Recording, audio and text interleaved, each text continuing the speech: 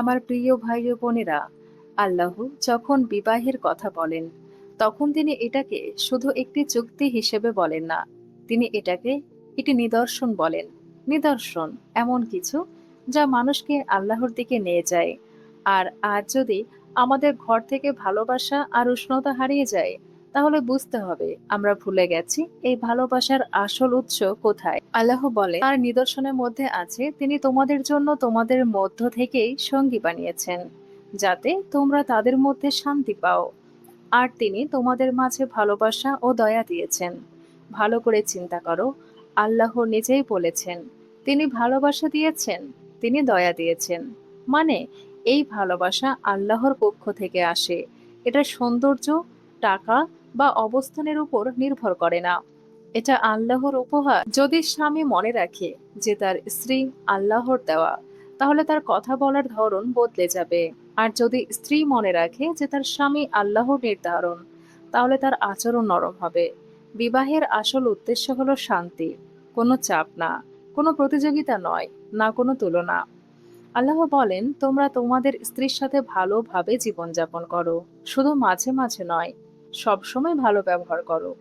ভালো ব্যবহার কোনো কঠিন জিনিস নয়, এটা তোমার কথা, আচরণ আর ক্ষমার মধ্যে থাকে। রসুল সাল্লাহ সাল্লাম বলেছেন তোমাদের মধ্যেই সেই ব্যক্তি সবচেয়ে ভালো যে তার পরিবারের সাথে সবচেয়ে ভালো। ভালো মানে ধনী হওয়া নয়, ঘরের ভেতরে ভালো হওয়ার কথা বলা হয়েছে। ভাই, তুমি যদি বাইরে ভালো হও কিন্তু ঘরে রাগ দেখাও, তাহলে তুমি আসল ভালো হওনি। বোন, তুমি যদি অন্যদের জন্য হাসো কিন্তু স্বামীর সাথে রাগ দেখাও, তাহলে কিছু একটা ভুল আছে। আমরা শুনবো এবার শান্তির আসল মানে। রসুল সাল্লাহ সাল্লাম ঘরের কাজে সাহায্য করতেন, নিজের কাজ নিজে করতেন, নরমভাবে কথা বলতেন। এটা দুর্বলতা নয়, এটাই আসল শক্তি। ইসলামে ভালোবাসা নাটক নয়, এটা শান্ত, স্থির আর দয়ালু। ভালোবাসা চাইলে ভালো ব্যবহার করো, সম্মান চাইলে সম্মান দাও। মনে রাখো যে আগে ক্ষমা করে সে কখনো হেরে যায় না, যে আগে মিল করে সে কখনো দুর্বল নয়। যখন দুজনেই জিততে চায় তখন সম্পর্ক হেরে যায়, আর যখন দুজনেই আল্লাহকে খুশি করতে চায় তখন সম্পর্ক জিতে যায়। বিবাহ কেবল অনুভূতির বিষয় নয়, এটি চরিত্রের প্রতিফলন।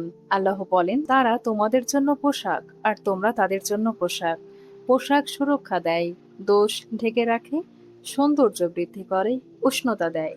আল্লাহ বলেননি তোমরা প্রতিদ্বন্দ্বী, বরং বলেছেন তোমরা একে অপরের আবরণ। নিজেকে প্রশ্ন করো, আমি কি আমার সঙ্গীর সম্মান রক্ষা করছি, নাকি তার দুর্বলতা প্রকাশ করছি?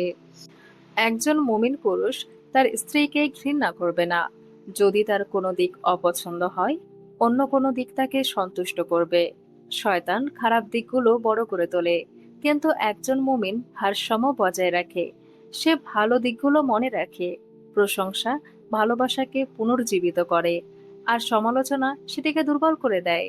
অধিকার যেমন পারস্পরিক, সম্মানও তেমন পারস্পরিক, দায়িত্বও তাই। ইসলামে বিবাহ কোনো অত্যাচার নয়, এটা ভারসাম্যের সম্পর্ক। একজন স্বামী যদি সম্মান চায় কিন্তু নিজে তা না দেয়, তাহলে ভারসাম্য নষ্ট হয়। একজন স্ত্রী যদি যত্ন আশা করে কিন্তু কৃতজ্ঞতা প্রকাশ না করে, তাহলে সম্পর্ক দুর্বল হয়ে পড়বে। রাসূল সাল্লাল্লাহু আলাইহি সাল্লাম ছোট ছোট বিষয়েও কোমলতা দেখিয়েছেন। তিনি শুনতেন, তিনি হাসতেন, আনন্দ করতেন। সত্যিকারের ভালোবাসা তখনই জন্ম নেয় যখন দুজনই নিরাপদ অনুভব করে। আল্লাহ তোমাকে জিজ্ঞেস করবেন না তুমি কত তর্কে জিতেছ, বরং জিজ্ঞেস করবেন তুমি কেমন আচরণ করেছ সেই ব্যক্তির সাথে যে তার পুরো জীবন তোমার উপর নির্ভর করেছে। বিবাহ বড় বড় রোমান্টিক কাজ দিয়ে টিকে থাকে না, এটি টিকে থাকে প্রতিদিনের দয়া, ধৈর্য ও দোয়ার মাধ্যমে। নারীদের সাথে ভালো ব্যবহার করতে বলা হয়েছে বারবার, এটা বাধ্যতামূলক। তোমার শক্তি কষ্ট দেওয়ার জন্য নয়, রক্ষা করার জন্য। নরম কথা অনেক কিছু ঠিক করে দিতে পারে, যা তোমার খারাপ লাগে তাতেও ভালো থাকতে পারে। আল্লাহ সবই দেখেন, আমরা সব দেখি না। যে দয়া করে আল্লাহ তার উপর দয়া করেন। ঘর থেকে শুরু করো না। রাসূল সাল্লাল্লাহু আলাইহি সাল্লাম কখনো খারাপ ব্যবহার করেননি। রাগ ভয় তৈরি করে, আর ভালো ব্যবহার ভালোবাসা তৈরি করে।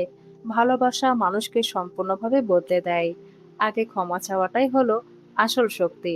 সঙ্গীর জন্য দোয়া করলে ঘরে বরকত আসে। অধিকার আর দায়িত্ব দুটোই দরকার। নেতৃত্ব মানে সেবা করা। নারীদের অধিকার খুবই গুরুত্বপূর্ণ। স্ত্রীকে কষ্ট দেওয়া বড় গুনাহ। বিবাহ একটা যুদ্ধ নয়, মনে রাখতে হবে। এটা হলো একটা বাগান। তোমার সঙ্গে কোনো শত্রু নয়, এটা তোমার পরীক্ষা এবং সুযোগ। তোমার সঙ্গী কষ্টে থাকলে তুমি কি তাকে সাহায্য করো? এটা হলো একটা বড় পরীক্ষা। তুমি যদি সাহায্য না করো, তাহলে তুমি সেই সঙ্গী কিসের? হে আল্লাহ, আমাদের পরিবারকে শান্তির উৎস বানাও। সঙ্গীকে দেখলে মন শান্ত হওয়া উচিত। ভালোবাসা ছাড়া ঈমান পূর্ণ হয় না। ভালো জীবন সঙ্গী সবচেয়ে বড় একটা সম্পদ, যেটা মহান আল্লাহ বিবাহের মাধ্যমে আমাদেরকে দিয়েছেন। আল্লাহর জন্য ক্ষমা করলে তুমি যেত। বিবাহ টিকাতে ধৈর্য লাগে, তাই কোনোদিনও ছোট বিষয় নিয়ে ধৈর্য হারাবে না। ভালোবাসা বড় কিছু না, ছোট ছোট কাজ। তাকওয়া দিয়ে সম্পর্ক বাঁচাও, দয়া দিয়ে সাজাও, ক্ষমা দিয়ে শক্ত করো। আল্লাহ আমাদের ঘরে শান্তি দান করুন। আমিন।